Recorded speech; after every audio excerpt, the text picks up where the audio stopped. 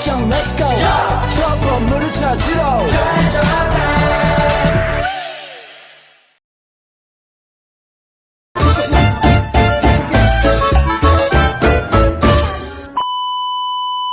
Assalamualaikum warahmatullahi wabarakatuh. Halo semua, saya Ashfa Fira Khairunisa. Dan saya Sukaina Safira Ibrahim. Kami perwakilan dari MTSN 6 dengan tugas Bahasa Indonesia.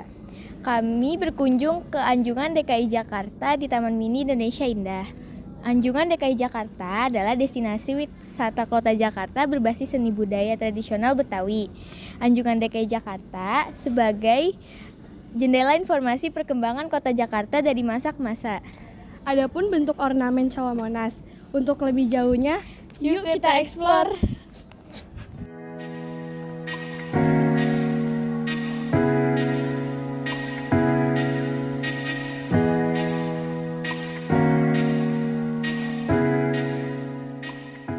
Dan sekarang lagi sama Mbak Mega. Mbak, boleh memperkenalkan dulu? Boleh.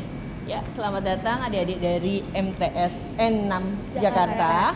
Oke, perkenalkan saya Mega sebagai guiding di Anjungan DKI Jakarta. Baik, ada yang bisa saya bantu sebelumnya? Boleh untuk bantu kita untuk mengeksplor Semua sisi. Baik, dengan senang hati saya akan bantu. Kalau arti dari 4 simbol itu apa sih, Kak? Oke, boleh kita perhatikan 4 simbolis di atas. Ini ada foto mural di bagian bawahnya, tapi 4 simbol di atas adalah pergantian nama Jakarta sebanyak 4 kali. Mulai dari yang kiri itu adalah Sunda Kelapa, bergeser ke kanan adalah Jayakarta, lalu Batavia, terakhir adalah Jaya Raya yang kita kenal sampai saat ini dengan DKI Jakarta. Kita lanjut ke Yang lain ya boleh. Boleh. Kita mulai dulu dari pakaian adatnya kali ya. Ini kan udah cantik-cantik nih menggunakan pakaian adat. Nah, baju yang adik berdua pakai ini dengan siapa maaf? Ashfa. Dengan Ashfa dengan Sukaina. Suhaina. Oke. Dua adik cantik ini menggunakan baju keseharian dari masyarakat Betawi, yaitu namanya baju kerancang. Terkait dengan baju kerancang ini, mari kita langsung maju ke pakaian kesehariannya di sebelah sana. Saat ini kita ada di vitrin mengenai baju keseharian dari masyarakat Betawi. Sama seperti adik berdua pakai ini, yaitu namanya busana kerancang. Dari busana kerancang ini adalah busana keseharian dari masyarakat Jakarta untuk perempuan. Baju sadariah di sini untuk dikhususkan untuk laki-laki. Kalau laki-laki menggunakannya bajunya baju koko, celana boim, dan ada yang spesial yaitu sarung yang melingkar di leher ini namanya cukin. Cukin itu selain dipakai buat alat ibadah sholat yaitu bawahannya, dipakai juga biasanya anak laki-laki untuk perang sarung. Nah, biasa suka pada lihat kan? Iya. Tapi kalau untuk baju kerancang ini adalah warna-warni. Jadi coraknya lebih bervariasi. Nanti kita bisa bandingkan dengan busana encim. Mungkin adik-adik taunya busana encim ya. Tapi ini sebenarnya adalah busana kerancang, yaitu warna yang ditimbulkan lebih bervariasi atau lebih berwarna yang menandakan ciri khas dari masyarakat Jakarta atau masyarakat Betawi adalah sifatnya welcoming, ceria, siapa aja boleh datang tinggal menetap di Jakarta. Oke, kita mau lihat pakaian formalnya? Oke, Baik. Sebelah kiri ini digeser. Ya, oke, dikhususkan untuk pakaian kaum orang tua. Biasanya tuan tanah, wali kota, gubernur ini menggunakan pakaian ini. Hampir sama seperti pakaian yang ada dipakai, yaitu busana encim. Tapi di sini adalah satu warna. Nah, kalau di sini untuk pakaian laki-lakinya namanya busana demang ataupun jungserong. Kenapa seperti itu? Pemakaian kainnya adalah bersifatnya miring. Tapi ada yang khas membedakan dari daerah lainnya, yaitu rantainya, rantai kuku macan. Kalau beskap semua daerah sama. Tapi kalau di Jakarta yaitu rantai kuku macan. Kalau misalkan di Jawa kita memiliki rantainya rantai koin. Nah, selain itu juga, adik-adik tahu nggak batik yang adik pakai ini? Nah, batik ini adalah batik yang menjadi ikonik Jakarta. Oh iya. Nama batiknya adalah batik tumpal. Nah, kalau untuk batiknya orang Jakarta tuh banyak. Ada batik ondel-ondel, batik bunga melati, batik bunga cempaka. Ini adalah batik tumpal yang menjadikan ikoniknya dari Jakarta. Kita lihat untuk pakaian formalnya untuk muda-mudinya. Nah, untuk muda-mudi di sini adalah nama pakaiannya busana abang dan busana none. Yang khasnya dari pakaian ini ada senjatanya atau di abangnya. Kalau untuk ini, Kalau di nonenya, mulai dari atasnya itu adalah cepolnya cepol bonggol sawi. Tahu nggak bonggol sawi? Jadi tanaman sawi tahu? Tahu, Ada tahu, buntutnya tahu. itu di belakang. Iya. Nah, biasanya anak perempuan kan suka nyepol gitu aja kan, ikat rambutnya. Ditambahkan ronce melati, dipakaikan untuk penutup kerudungnya. Turun ke bawah, di sini ada bagian dalamnya yaitu kutang nenek. Kalau sekarang sebutnya kamisol, terus ataupun tank top. Tapi pemakaiannya bukannya di dalam kain, tapi di luar kain. Nah, bajunya ini agak semi transparan, tapi yang khasnya adalah dari rantai 3 untai ini, yang menandakan kita meniti karir. Nah, tadi senjatanya tahu nggak namanya apa? Enggak. Kalau ini senjata kita orang Jakarta, itu adalah pisau raut. Satu lagi nanti kita bisa melihatnya, yaitu senjatanya golok di pakaian beksi. Boleh kita langsung ke sana? Nah, ini adalah pakaian dari penari, namanya tari ronggeng Blantek.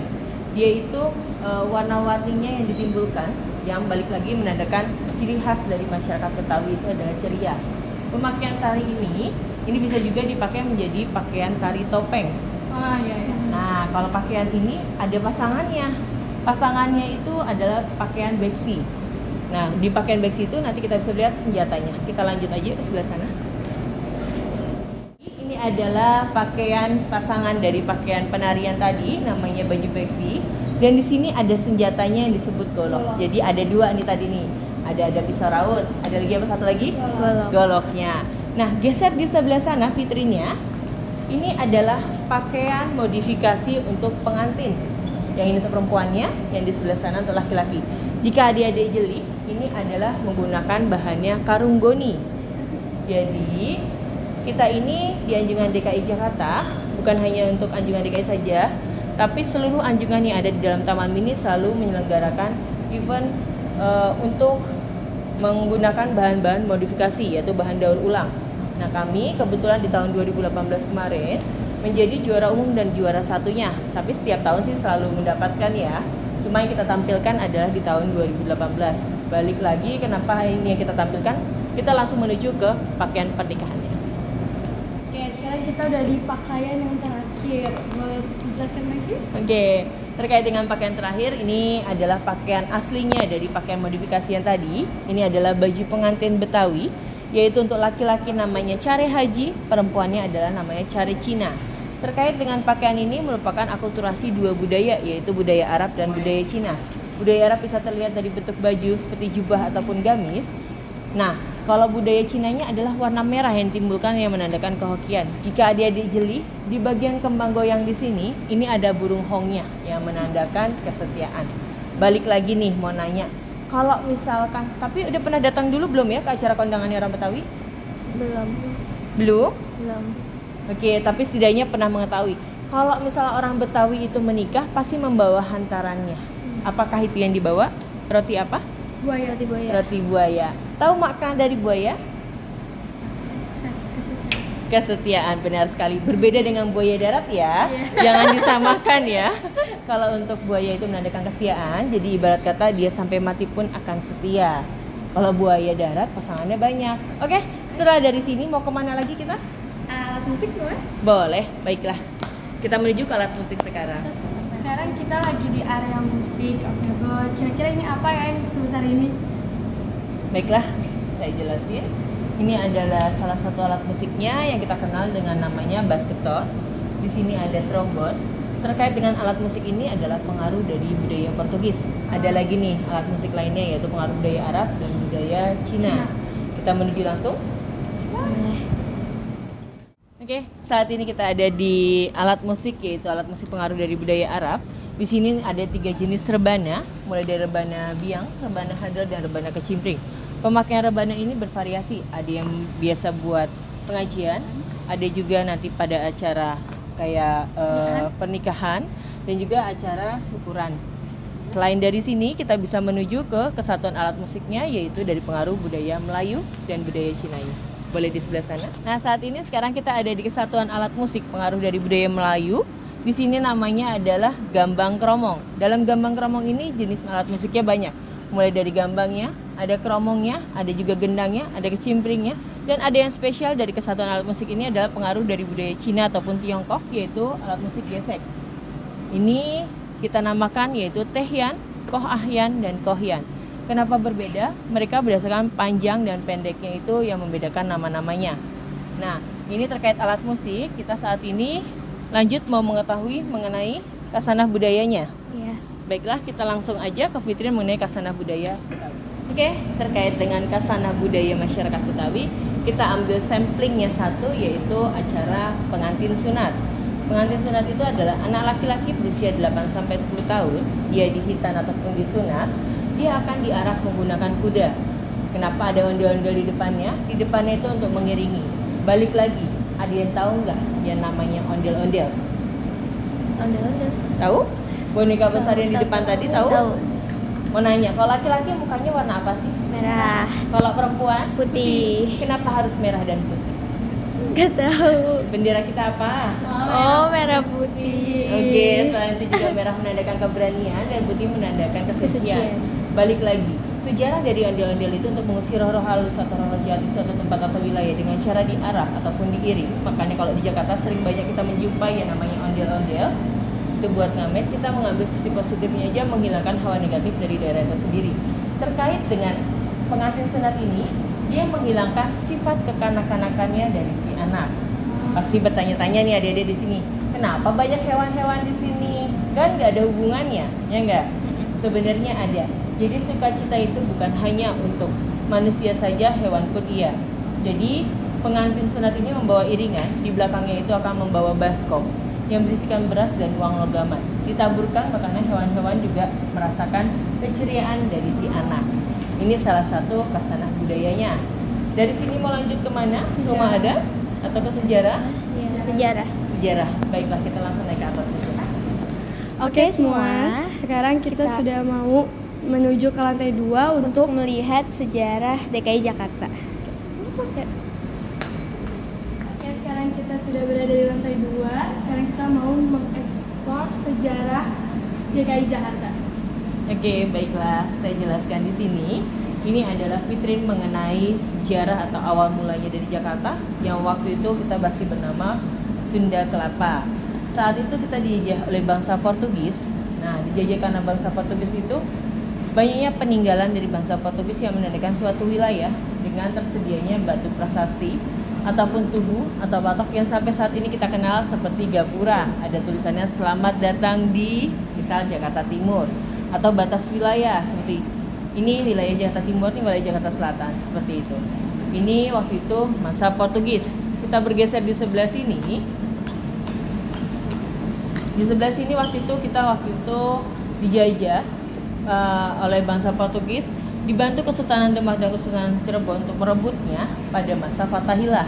Diganti namalah dari Sunda Kelapa menjadi Jayakarta yang berartikan kemenangan sempurna. Nah, ini diabadikan sampai saat ini menjadi hari ulang tahun DKI Jakarta yang tepatnya di tanggal 22 Juni 1527. Nah, setelah dari sini Belanda masuk.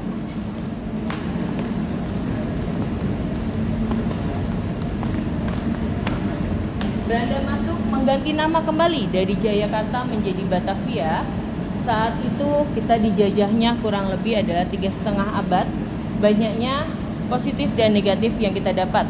Positifnya yaitu banyaknya transportasi, perkembangannya, pembangunan gedung-gedung bertingkat. Tapi karena kita dijajah terlalu lama, maka banyaklah tokoh-tokoh yang ingin memerdekakan Indonesia pada saat itu. Seperti kita ketahui, Budi Utomo, Sudirman, Soekarno, Muhammad Hatta. Kita bisa mengetahui bentuk perjuangan mereka di Museum Juang yang tepatnya di daerah Menteng. Kita lanjut. Kita dijajah 3,5 abad kurang lebih, dan itu membawa efek positifnya yaitu menyebabkan sukunya orang Jakarta adalah suku Betawi. Pada saat itu adalah masyarakat pribumi, tidak bisa menyebutkan kata Batavia, Betawi, menjadilah suku Betawi itu sendiri. Tapi yang namanya Betawi tidak melulu hanya di Jakarta. Kita bergeser ke daerah Tangerang, Cikarang, Depok, itu masih juga lingkupnya dari orang Betawi. Kenapa seperti itu?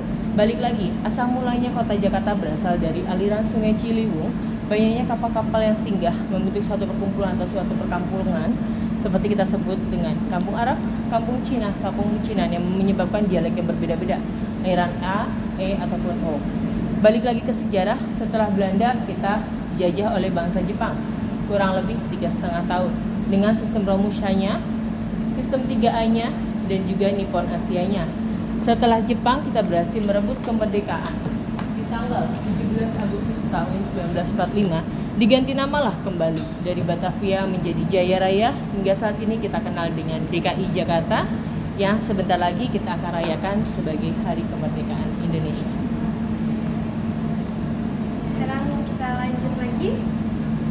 Mau kemana? Ke rumah adat. Oh ya, ke rumah adat. Sekarang kita mau lanjut lagi ke rumah adat yang ada di sini.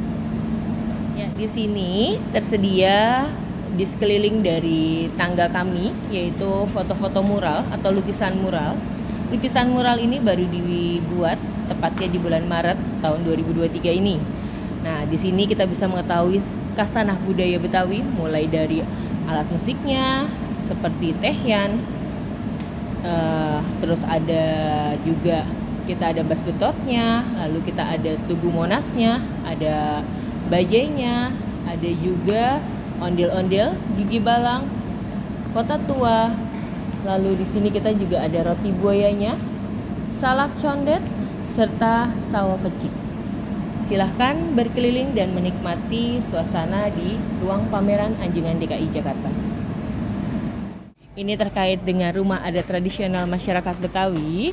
Di sini kita bisa melihat contohnya, yaitu kita tersedia yang ada di Anjungan DKI hanya 2, tapi yang bisa kita eksplor adalah salah satunya tipe kebaya.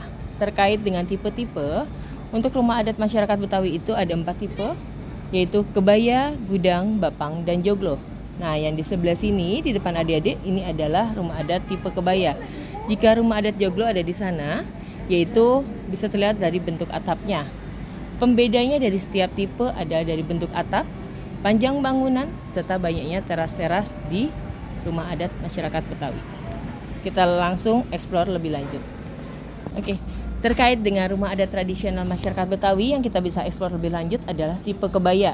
Di tipe kebaya ini kita bisa mengetahui yang membeda dari anjungan daerah lainnya, yaitu rumah adat tradisionalnya adalah dari gigi balangnya. Gigi balang seperti apa sih? Gigi balang adalah yang seperti ini. Jadi nanti tinggal diambil aja, mulai dari dalam. Sisi gigi balang ini merupakan filosofinya dari gigi belalang. Jika hewan belalang sifatnya mengumpulkan makanan untuk dia bertahan hidup, maka kami orang Betawi ditanya kerjaannya adalah serabutan. Bekerjanya berladang, berkebun, kantoran, rumahan, atau bahkan ngewarung. Setelah itu juga, background dari masyarakat Betawi adalah Muslim, yaitu bisa terlihat dari living roomnya atau ruang tamunya, atau terasnya, yaitu di sisi depan ada pembeda yaitu bangkunya dan mejanya yang bulat ataupun lingkaran itu dikhususkan untuk perempuan, kotak ataupun persegi ini dikhususkan untuk laki-laki. Selain itu juga kita memiliki aksesorisnya, yaitu kepala tanduk rusa ataupun tanduk kerbau, yang menandakan strata sosial seseorang. Semakin banyak hiasan seperti itu, strata sosialnya semakin tinggi, atau dalam sebutannya adalah orang kayanya Betawi. Arsitektur bangunan dari rumah adat tradisional masyarakat Betawi ini pengaruh dari era kolonial, Eropa, dan juga Cina. Cina bisa kita lihat pembatas setiap ruangannya yang seperti musola atau yang bentuk setengah lingkaran, itu disebutnya Hong Liong ataupun Liong. Nah, yang namanya rumah adat identik dengan kayu, bahannya, atapnya anyaman bambu. Kita kembali lagi mengambil filosofinya, yaitu ukiran bunga cempaka yang berartikan kembali ke Sang Pencipta.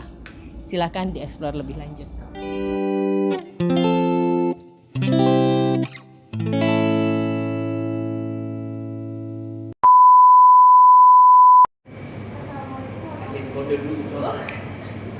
Oh,